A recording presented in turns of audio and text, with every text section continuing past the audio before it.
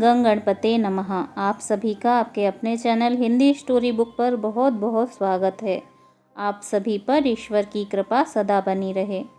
आज इस वीडियो में हम चातुर्मास्य महात्म्य अध्याय 7 का रसपान करेंगे। इस अध्याय में शालग्राम पूजन, द्वादशाक्षर मंत्र एवं राम नाम की महिमा का वर्णन किया गया है। ओम नमो भगवते वासुदेवाय।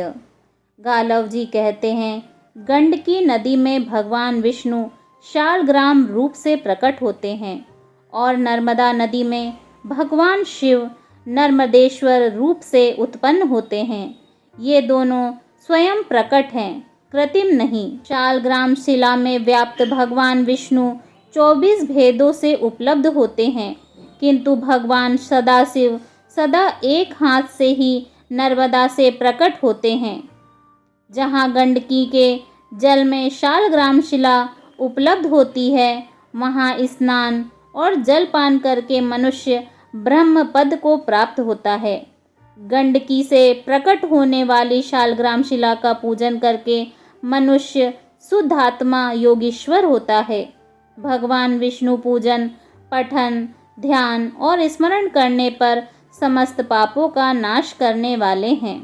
फिर शालग्राम शिला में उनकी पूजा की जाए तो उसके महत्व के विषय में क्या कहना है, क्योंकि शालग्राम में साक्षात श्री हरि विराजमान होते हैं। चातुर्मास्य में शालग्राम गत भगवान विष्णु को नैवेद्य, फल और जल अर्पण करना विशेष रूप से शुभ होता है। चातुर्मास्य में शालग्राम शिला सबको पवित्र करती है। जहाँ शालग्राम स्वरूप भगवान विष्णु की पूजा की जाती है, वहाँ 5 कोस तक के भूभाग को वे भगवान पवित्र कर देते हैं। वहाँ कोई अशुभ नहीं होता है। जहाँ लक्ष्मीपति भगवान शालग्राम का पूजन होता है, वहाँ वह पूजन ही सबसे बड़ा सौभाग्य है। वही महान तप है और वही उत्तम मोक्ष है। जहाँ दक्षिणावर्त शंख, लक्ष्मी नारायण स्वरूप शालग्राम शिला, तुलसी का वृक्ष, कृष्णसार मृग और द्वारका की शिला अर्थात गोमती चक्र हो, वहाँ लक्ष्मी, विजय, विष्णु और मुक्ति इन चारों की उपस्थिति होती है। भगवान लक्ष्मी नारायण अर्थात शालग्राम की पूजा करने वाले मनुष्य को भगवान अति पुण्य प्रदान करते हैं, जिससे वह उसी क्षण मुक्त हो जाता है। भगवान विष्णु का ध्यान पापों का नाश करने वाला है।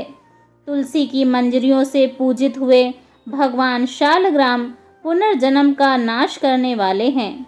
सब प्रकार से यत्न करके उन्हीं जगदीश्वर विष्णु का सेवन करना चाहिए।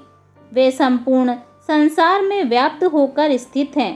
एक समय माता पार्वती जी ने शिव जी से कहा, महेश्वर, आपके हाथ में यह रुद्राक्ष की माला सदा मौजूद रहती है। देव, आप किस मंत्र का जप करते हैं?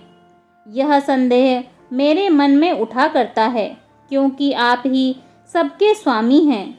आपसे बढ़कर दूसरे किसी को मैं नहीं जानती। फिर भी आप बड़ी भक्ति से सदा किसी मंत्र का जप करते हुए दिखाई देते हैं। देवेश, आपसे भी श्रेष्ठ और कौन है, जिसका आप मन ही मन चिंतन किया करते हैं? भगवान शिव जी बोले, प्रिय, भगवान विष्णु के सहस्त्र नामों में जो सारभूत नाम है, मैं उसी का नित्य निरंतर चिंतन करता हूँ। मैं राम नाम जपता हूँ और उसी के अंक की इस माला द्वारा गणना करता हूँ। श्री राम का अवतार बहुत ही श्रेष्ठ है। 12 अक्षरों से युक्त जो सनातन ब्रह्म रूप प्रणव है, वह अ, उ, म इन 3 अक्षरों से संबद्ध है। 3 ग्रामों से युक्त है। उन बिंदु युक्त प्रणव मंत्र का मैं सदैव माला द्वारा जप करता हूँ। यह संपूर्ण वेदों का सारभूत है।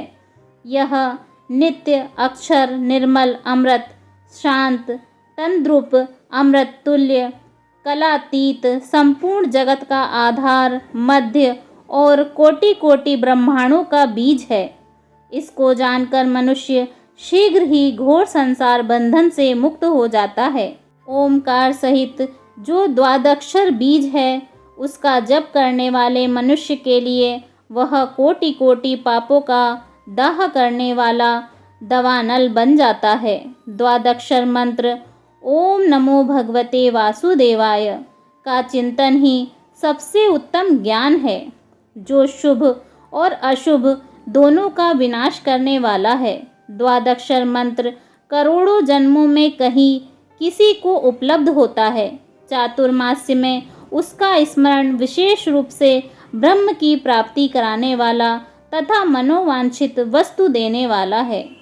इस अक्षर से प्रकट हुए मंत्र का जो मन, वाणी और क्रिया द्वारा आश्रय लेता है, उसका पुनर्जन्म नहीं होता। जो भगवान विष्णु की भक्ति में तत्पर हो, उनके 12 मास संबंधी पापहारी नामों का शालाग्राम शिला में न्यास करता है, उसे प्रतिदिन द्वादशः यज्ञ का फल प्राप्त होता है। द्वादक्षर मंत्र के महात्म्य का सहस्त्रों जीवाओं द्वारा भी वर्णन नहीं किया जा सकता। संसार में इसका जप, ध्यान और स्तवन करने पर यह महामंत्र सभी मासों में पाप का नाश करने वाला होता है, किंतु चातुर्मास में तो इसका यह महात्म्य विशेष रूप से बढ़ जाता है। इस मंत्र के चिंतन मात्र से ही मनुष्य को मनचाही सिद्धि प्राप्त हो जाती है। इसके जप से सनातन मोक्ष प्राप्त होता है। शांति परायण जप एवं ध्यान से मनुष्य निश्चय ही मोक्ष को प्राप्त होता है। शूद्रों और स्त्रियों के लिए प्रणव रहित जप का विधान है। पूर्वोक्त 18 शूद्र जाति वाले मनुष्य को जप तप करने की आवश्यकता नहीं है। वे ब्राह्मण भक्ति, दान और विष्णु भगवान के चिंतन से सिद्ध हो जाते हैं।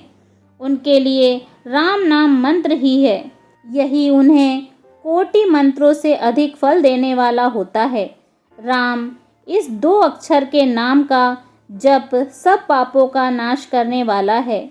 मनुष्य चलते, खड़े होते और सोते समय भी श्री राम नाम का कीर्तन करने से इहलोक में सुख पाता है और अंत में भगवान विष्णु का पार्षद होता है। राम यह 2 अक्षरों का मंत्र कोटि शत मंत्रों से भी बढ़कर है। यह सभी सकल जातियों के पाप का नाशक बतलाया गया है। चातुर्मास्य प्राप्त होने पर तो यह राम मंत्र अनंत फल देने वाला होता है। इस भूतल पर राम नाम से बढ़कर कोई पाठ नहीं है। जो राम नाम की शरण ले चुके हैं, उन्हें कभी यमलोक की यातना नहीं भोगनी पड़ती। जो विघ्न कारक दोष हैं, सब राम नाम का उच्चारण करने मात्र से नष्ट हो जाते हैं। जो परमात्मा समस्त स्थावर जंगम प्राणियों में अंतर्यामी आत्मा रूप से रम रहा है, उसे राम कहते हैं। राम यह मंत्र राजभय तथा व्याधियों का नाश करने वाला है। यह युद्ध में विजय देने वाला तथा समस्त कार्यों एवं मनोरथों को सिद्ध करने वाला है। राम नाम को संपूर्ण तीर्थों का फल कहा गया है। वह ब्राह्मणों के लिए भी मनोवांछित फल देने वाला है।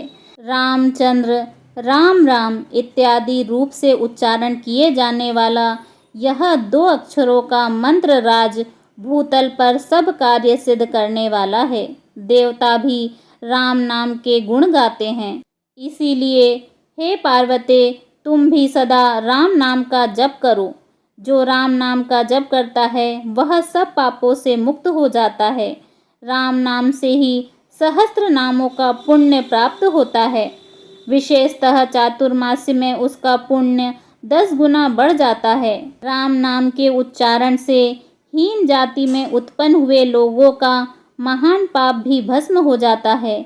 ये भगवान श्री राम संपूर्ण जगत को अपने तेज से व्याप्त करके स्थित हैं और सब मनुष्यों में अंतरात्मा रूप से रहकर उनके पूर्व जन्मोपार्जित स्थूल एवं सूक्ष्म पापों को क्षण भर में भस्म करके उन्हें पवित्र कर देते हैं। बोलिए भगवान श्री हरि विष्णु की जय। ओम नमो भगवते वासुदेवाय नमः।